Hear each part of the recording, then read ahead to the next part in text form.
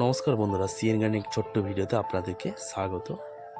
বন্ধুরা, আবারও এই গাছটির ভিডিও আমাকে নিয়ে আসতে বাধ্য করলো। তো বন্ধুরা, এটি হচ্ছে আমার লং মালবেরি।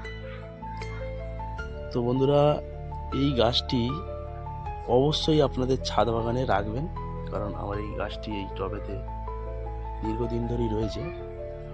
তো ফেব্রুয়ারি মাসের আজকে 8 তারিখ।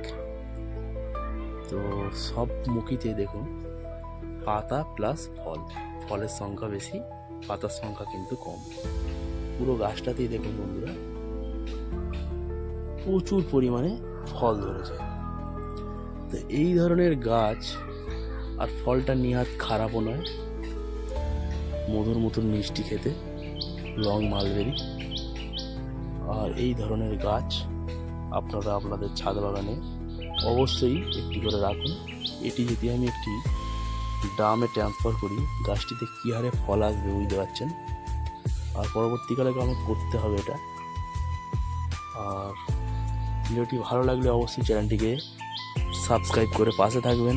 ভালো থাকবেন, সুস্থ থাকবেন। নমস্কার।